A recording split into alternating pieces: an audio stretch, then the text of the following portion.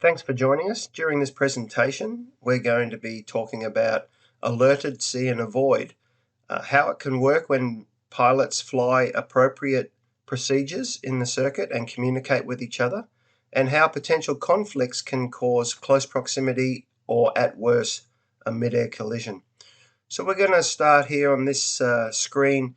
This is a Air Services Australia overlay, and we're focused here on Caboolture Airfield. You see this aircraft here, Cessna 172. We'll identify that aircraft and put some information there. The aircraft squawking 1200 and Cessna 172, its current altitude is 1,138 feet. If we identify the track of the aeroplane, we'll see that it's only ever been established in the circuit. It's performing multiple circuits at the airfield. Left-hand circuit, runway 11 at Caboolture. I've set the speed of the display at 2 times so that we can work through this a little bit quicker. I'll start the trace and we'll see that the aircraft is just turning downwind. The 172 is turning downwind. On the left here, coming in from the west, we've got an aircraft. I'll just stop it here. This aircraft is a Cessna 310. It's transponder code 6035 and its altitude's 1398. Now, what's been happening with this aircraft here is it has made a radio broadcast that it is establishing itself on a 3 mile or tracking for a 3 mile final straight in runway 11. The instructor in the aircraft has received that transmission and he has replied to the aircraft, the Cessna 310, advising that they are in the circuit on the downwind leg runway 11 and that the operations manual at Caboolture prohibits straight in runway 11 for noise abatement procedures. Now, incidentally, this aircraft here is not a conflict. It's a flying doctor's aircraft at 8,600 feet, so it's no conflict. Upon hearing the call from the Cessna, the 310 acknowledges that they will maneuver for the non-active side and join a midfield crosswind. Now, this is the appropriate procedure to carry out, and the Cessna 310 pilot is showing good airmanship by communicating with the aircraft on it's established in the circuit. Now, right about here, you'll see the aircraft start to change heading, and it is leaving the final for runway 11 and positioning itself on the non-active side.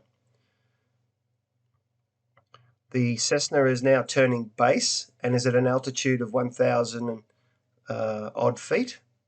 Now, the Cessna, I'm just going to pause it shortly. The aircraft are coming abeam. The Cessna 172 is now abeam the Cessna 310.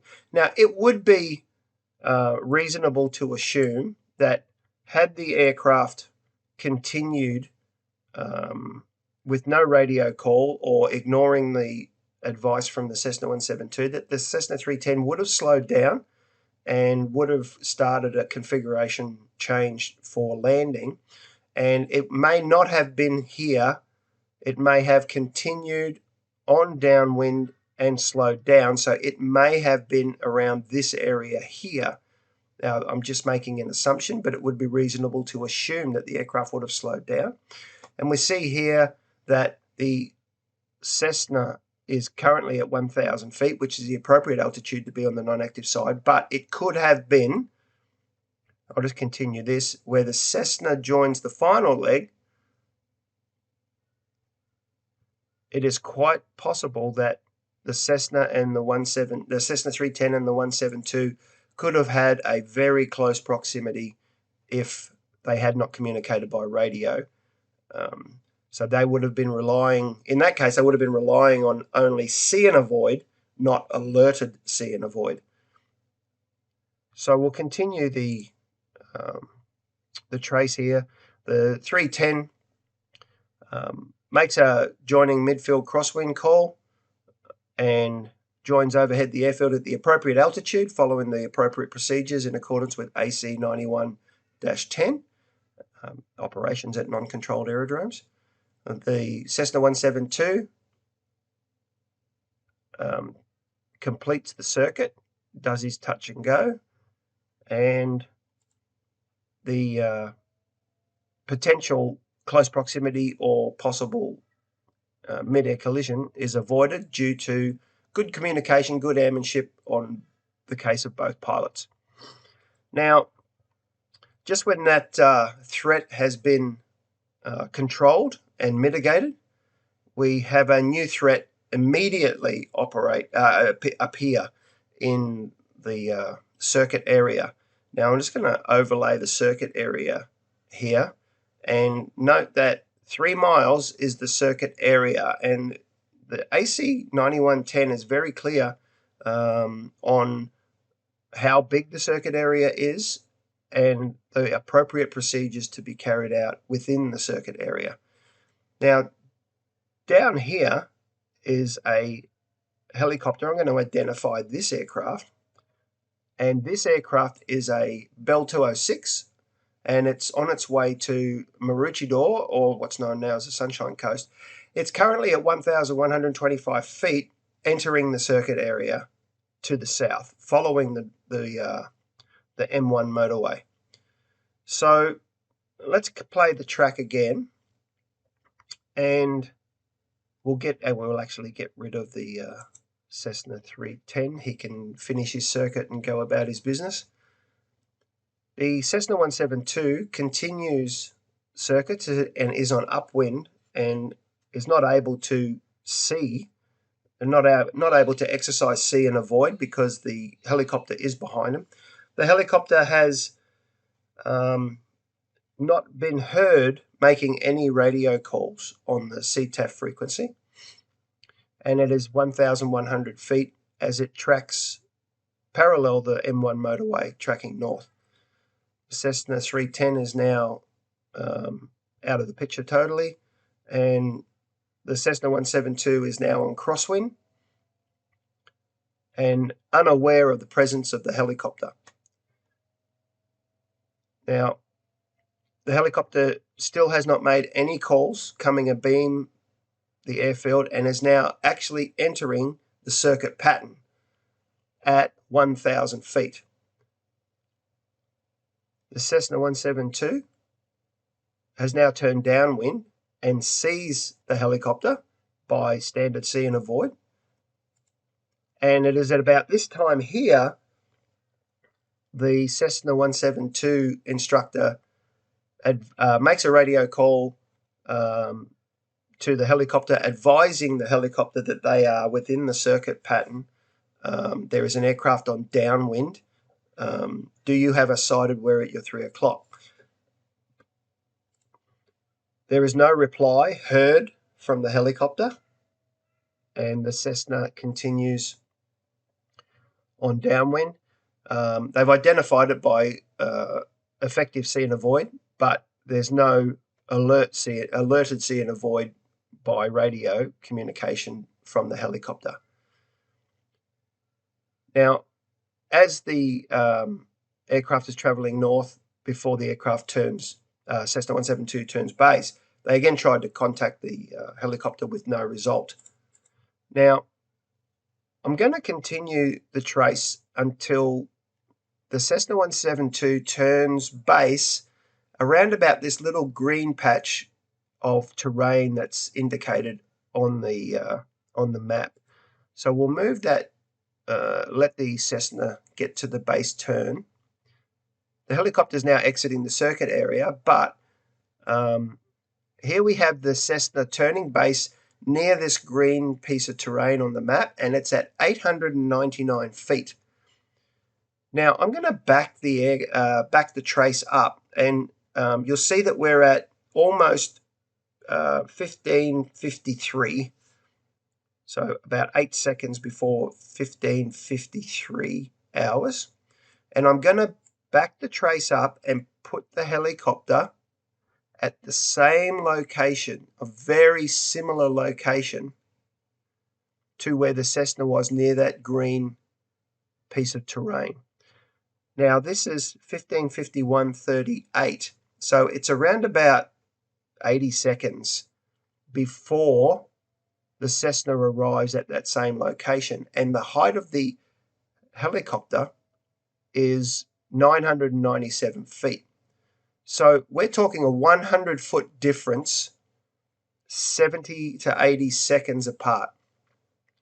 And there has been no communication from the helicopter, despite the attempts of the 172 to alert the helicopter to its presence.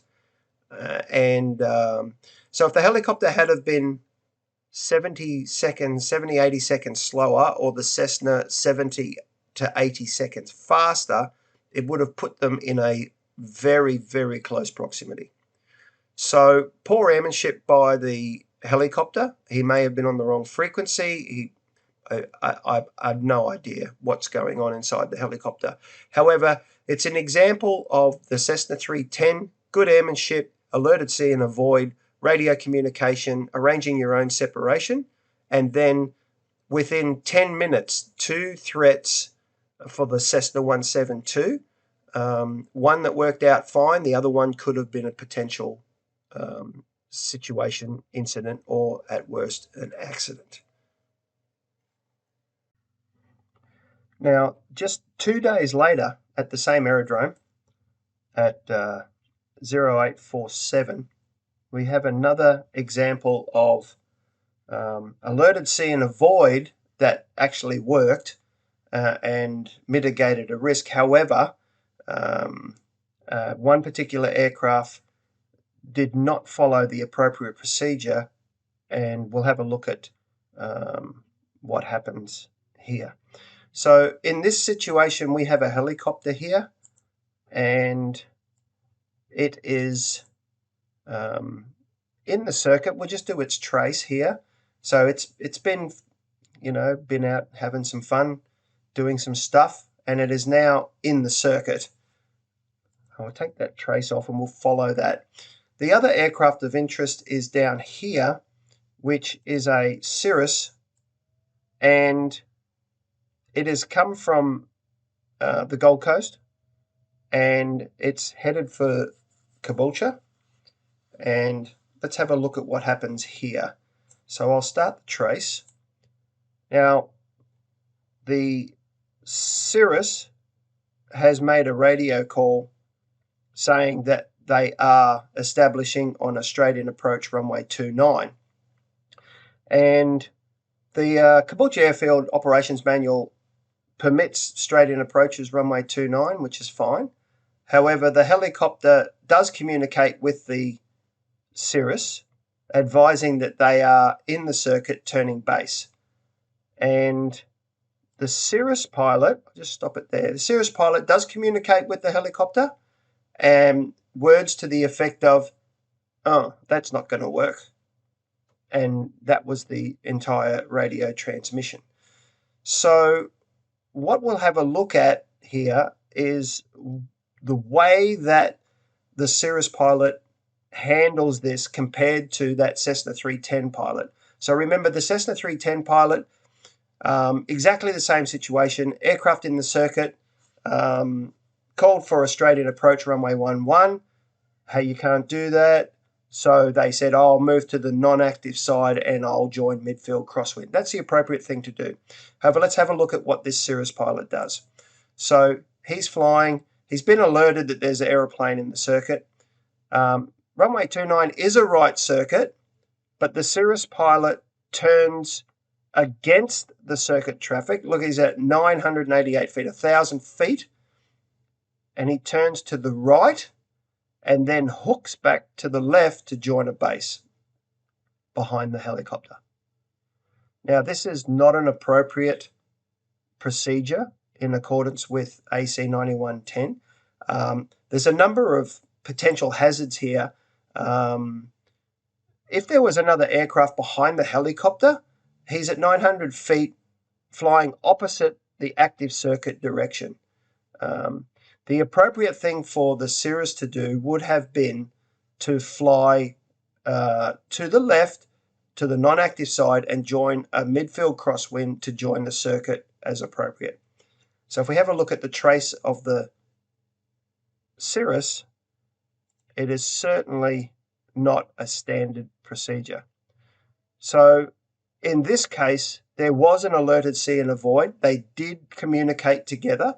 However, the cirrus pilot did not follow the appropriate circuit procedures at an uncontrolled aerodrome and could potentially have put itself and another aircraft at risk if there was another aircraft in the circuit that may not have been listening to the radio appropriately or having good see and avoid technique. So there's another example of poor airmanship. And so I just encourage people to ensure that they understand the procedures at non-controlled aerodromes. In all these cases, we're not talking about new pilots here. We're talking about experienced pilots. Bell 206 helicopter pilot, a Cirrus pilot. They are not like ab initio or early stages of flying career type aeroplanes. These are people with you would expect a lot of experience and should know better. So the message that we can give out here to everybody is to make sure that you understand the procedures and follow the procedures. So if everybody's doing the same thing, we understand where everybody's going to be in the circuit. Have a read of AC 91-10 or even the old CAP 166-1. These are the way that we can reduce the risk of threats and mid-air or close proximities.